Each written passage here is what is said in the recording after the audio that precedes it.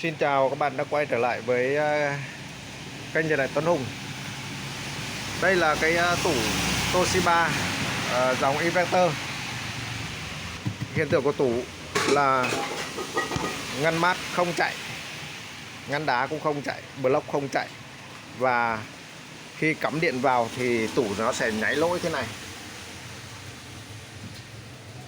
Đây các bạn, 1, 2, 3, 4, 5, 6, 5, 51, gọi là 5 xanh, một xanh sáng này, 5 xanh mờ, đấy gọi là 5 xanh mơ và 1 xanh chuối. Đấy là lỗi khi cắm lên phát nó bị luôn. Thì các bạn kiểm tra cho mình cái hệ thống bo mạch ở đằng sau.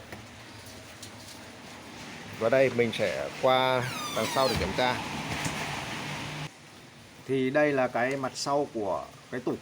Thì trên cái mặt sau, mặt này là có cái sơ đồ giới thiệu cái bản vẽ cũng như là đường đi nước bước của mỗi cái tủ. Bất kể cái tủ nào cũng thế. Dòng này là dòng hàng nhập Thái. Thì ở trên này nó có những cái lộ để cho mình kiểm tra. Chẳng hạn như là đây là lộ về đường cảm biến này, đây là lộ về đường motor quạt này, motor cửa gió này, đây là cái lộ về đèn ion với đèn led gì đấy. Đây cái đoạn này là đèn. Thì bây giờ mình sẽ tiến hành là tháo cái bo mạch này ra để kiểm tra. Khi mà một cái tủ bật lên phát mà lốc không chạy mà nó báo lỗi luôn, thì cái đầu tiên các bạn kiểm tra cho mình là hệ thống cảm biến nhiệt, xem các cái chỉ số nó có thay đổi gì không. Đấy, thì mình sẽ tiến hành là tháo cái vỏ này ra. Đây là cái hệ thống bo mạch của nó. Thì nhìn trên cái sơ đồ của tủ thì mình sẽ định hình ra đâu là cái hệ thống cảm biến, đâu là cái hệ thống. Cái tủ này là có một cái van, một cái động cơ chia gió xuống ngăn mát. Nó khác với những cái tủ khác. Tức là gì? Khi cảm biến ngăn mát nó đạt rồi, nhiệt độ ngăn mát nó đạt rồi, quên mất, thì cái hệ thống cảm biến nó sẽ báo về cho vi xử lý. Và vi xử lý nó sẽ xuất một cái lệnh ra để cho cái cửa gió này đóng lại, nhằm không đưa gió xuống ngăn mát. Thì về cái lỗi của dòng tủ Toshiba thì mình đi làm gặp nhiều, mình cũng chia sẻ nhiều. Nhưng mà mỗi tủ có mỗi cái hình dạng và kiểu dáng cũng như là cấu tạo khác nhau, chỉ có nguyên lý là giống nhau. Thì bây giờ cái thứ nhất là khi nhìn trên sơ đồ cũng như là bo mạch thì mình phải định hình ra được đâu là hệ thống cảm biến của ngăn đá, đâu là hệ thống cảm biến của ngăn mát. Vì cái lỗi này khi cắm điện vào phát nó báo luôn. Đấy. Thì với cái dòng tủ Toshiba ấy, tùy model chỉ số cảm biến nó sẽ khác nhau. Nhưng mấu chốt là nó đều ở trên ngăn đá có 2 con và ở dưới ngăn mát nó có 1 con. Trên ngăn đá có 2 con, một con kẹp dàn và một con ngoài. Đấy, thì bây giờ mình sẽ tiến hành là kiểm tra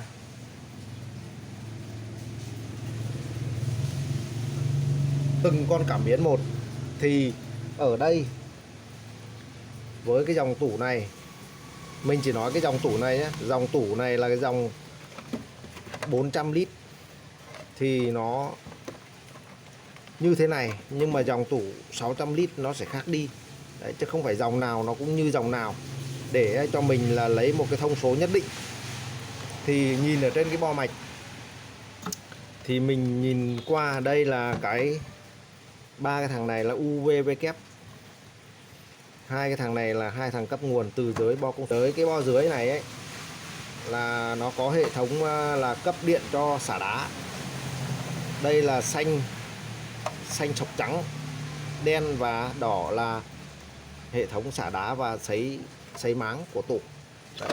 Cái này thì mình đi làm nhiều cho nên là mình chỉ nhìn qua cái là mình nắm được một số thứ. Đây là hai con trở mà khi tủ không phá băng hoặc là test chế độ xả đá của tủ thì những cái video trước thì mình cũng đã chia sẻ rồi, mình không nói nữa. Và bây giờ ở đây trên cái bo này các bạn quan tâm cho mình mỗi những vấn đề sau. 2-3 con cảm biến, một cái van, một cái nguồn chia gió. Đây là cái nguồn chia gió, thì nên mình sẽ nói một video sau.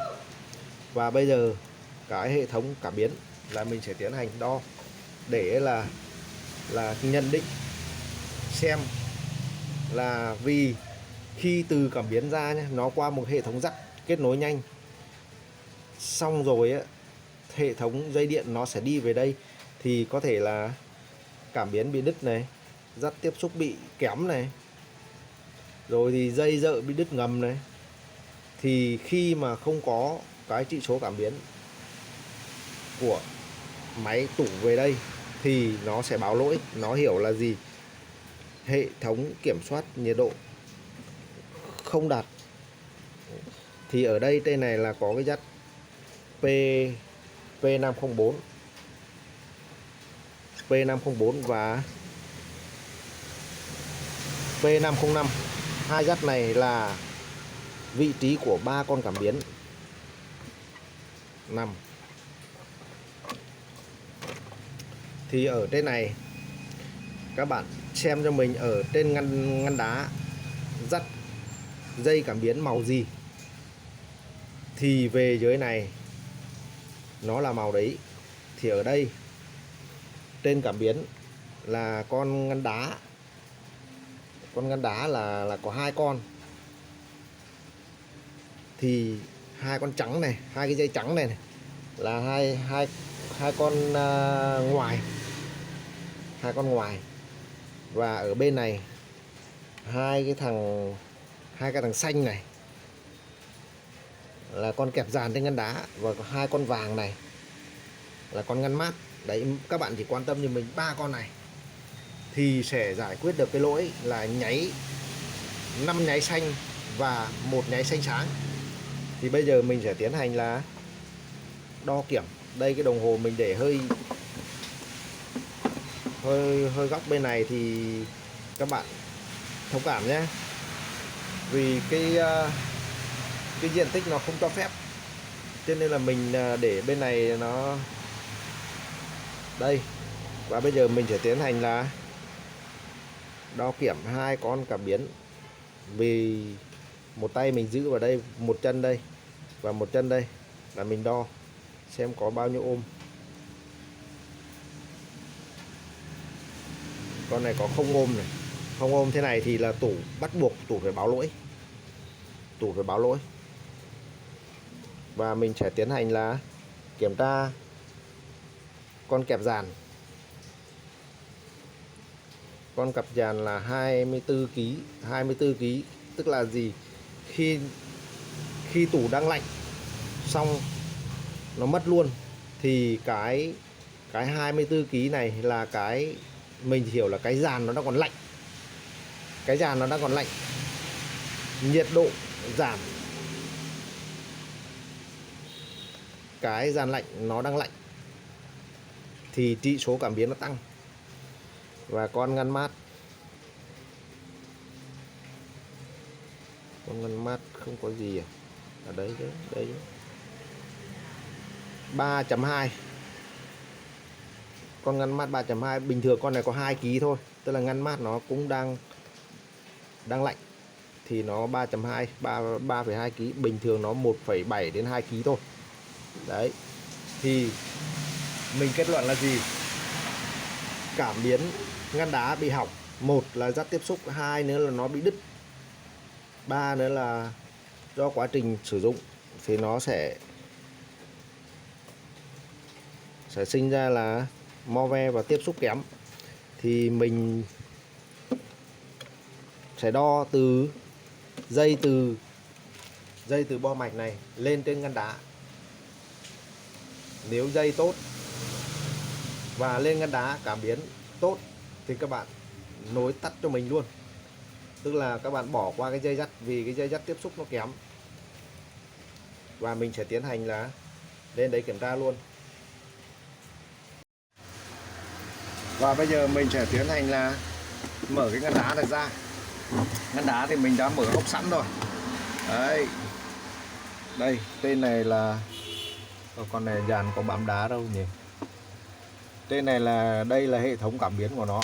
Mình tiến cái camera lên cao tí. Và mình sẽ tiến hành là tháo cái dắt. Đây là cái dắt cảm biến, nó đang báo về cái con cảm biến này. Có thể là do quá trình sửa chữa nó bị kéo ra kéo vào nhiều, cho nên là cái chấu ở trong này có chấu, bên này có hai cái kẹp đây, các bạn xem có hai cái kẹp trong này, thì quá trình kéo ra kéo vào nhiều thì nó tiếp xúc nó kém, nó rỗng cái kẹp này ra. Rỗng kẹp này ra thì nó không tiếp xúc với, nôm na là nó là cái đầu đực và cái đầu cái, không tiếp xúc với cái dây kết nối từ ở trên cảm biến về đến bo mạch, cho nên là nó sẽ báo lỗi. Và cái tình trạng này thì nó cũng xảy ra với một số cái tủ. Và cái khi mà cái dắt này nó kém, do cái ánh sáng nó kém, cho nên là mình để ở đây nó không được chuẩn chỉ, cho nên là và mình sẽ tiến hành là đo hệ số cảm biến của cái con cảm biến này, xem là nó có chết không. Nếu mà chết thì các bạn thay, còn không chết thì một là mình 5 kg là bình thường. Lúc nãy là mình không đo được bao nhiêu ký cả. Trên này là một con 8 kg và một con 2 kg, thì con này là sẽ con 8 kg, mà cái này mình đo được mấy chục ký, do cái bầu này đang lạnh cho nên nó hiểu lạnh, và một con nó sẽ mất đi. Thì bây giờ ở trong cái dắt này, một là các bạn cắt cho mình cái này, cắt nối trực tiếp luôn, hàn trực tiếp luôn. Hai nữa là các bạn phải kẹp bóp lại cái chỗ này cho mình, và mình sẽ tiến hành là kẹp lại. Và cái lỗi này thì mình cũng đã từng gặp nhiều cái trường hợp như thế này. Thì bây giờ mình sẽ tiến hành là đưa cái kìm mỏ nhọn này vào đây, trong cái lỗ này là mình kẹp lại một tí, do là rút ra rút vào nhiều cho nên là nó bị giãn ra thì khi tiếp xúc nó sẽ kém đi trên cái tủ, nó đã báo lỗi. Chính cái dắt này nó sinh ra nhiều vấn đề, chẳng hạn như là những con tủ mà ngăn mát nó lạnh quá, thì do cái tiếp xúc này nó chập chờn, nên là cái mức điện áp nó báo về cho vi xử lý bị sai, thành thử đó là nó lạnh quá. Đấy là mình đang nói ngoài lề một tí. Đấy, một có mỏ hàn thì các bạn cắt hàn đi, hai nữa là bóp lại như mình một tí ở đây trong này cho nó bé lại, để khi lắp vào cái đầu đực thì nó sẽ là được chắc chắn hơn. Và mình sẽ tiến hành là lắp vào. Sửa cái lỗi này, cái quan trọng nhất là các bạn phải hiểu chân nào là chân cảm biến. Cái quan trọng nhé các bạn nhé, chân nào là chân cảm biến, chân nào cấp cho cảm biến, chân nào cấp cho quạt. Đấy là các bạn phải nắm kỹ cái phần đấy, để là khi sửa chữa mình không bị mất phương hướng, cũng như là kiểm tra cho nó đúng chủ đề. Mình một tay mình đỡ cái này cho nên là hơi khó làm tí. Để mình chống cái đèn lên để một đỡ, vì nó mất góc quay, để mình lắp vào đấy nhé các bạn nhé. Bất kể cái lỗi gì mình có phải tìm hiểu kỹ đường đi nước bước của nó, để là có phương án sửa chữa cũng như là kiểm tra nó không bị mất phương hướng. Và mình đã lắp xong, và mình sẽ quay về đằng sau để đo kiểm cái chỉ số, xem nó có giống, nó có được chưa. Nếu mà chưa được thì mình sẽ cắt nối hàn lại, còn được rồi thì thôi, cũng không quan trọng lắm. Và đây là mình đã dắt rồi, và bây giờ mình sẽ tiến hành là tháo cái này ra để đo kiểm xem là cái dắt tiếp xúc nó đã tốt chưa. Bình thường thì cái này là mình đo đây lấy là được 5 kg. 5 kg thì bây giờ đây 2 dây trắng nhé. Lúc này mình đo là 2 dây trắng là không có gì. Và bây giờ mình sẽ đo. Chưa có gì. Có đấy. Đây mình sẽ đo đây. 4 kg. 4 kg là bình thường các bạn nhé. Cái này 5 kg, 5 kg mà mình mở cửa ra như thế là nó sẽ bị mất nhiệt đi. Thì còn 4 kg là bình thường. Và mình sẽ tiến hành là lắp vào và cắm điện chạy thử. Đây là mình sẽ cắm điện vào các bạn nhé. Cắm điện vào chạy thử xem như nào. Đây. Và mình sẽ ra đằng trước xem nó có lỗi được không. Không thì mình kẹp dòng đây cũng được. Kẹp dòng đây là mình có thể biết được cái lốc có chạy hay không, đỡ phải chạy ra đằng trước. Vì nếu như mà chưa được thì nó sẽ báo lỗi. Đây mình cắm điện đây. Đây là mình cắm điện đây này. Không lên gì. Đây, nếu như mà lốc chạy thì là tủ đã ok. Mình cắm điện vào. Các bạn chờ tí nha, xem lốc có chạy không.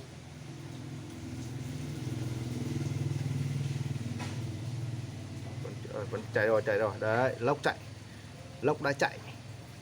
Như thế này là lốc đã chạy. Nếu như trường hợp mà các bạn muốn test ở đây luôn thì các bạn dùng cho mình 3 con trở. Một con trở vào đây, 2 con trở vào đây. Đấy.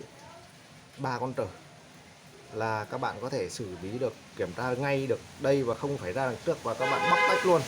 Tức là mình đưa 3 con trở, hoặc là con này không có gì, lúc này mình đo không có gì thì các bạn đưa con trở tầm 5 kg vào đây. Nếu mà lốc chạy thì mình khoanh luôn vùng là cái con cảm biến này và cái dây đang có vấn đề và mình xử lý luôn. Đấy, và mình quay ra đằng trước xem nó có báo lỗi nữa không. Chắc chắn là hết lỗi rồi.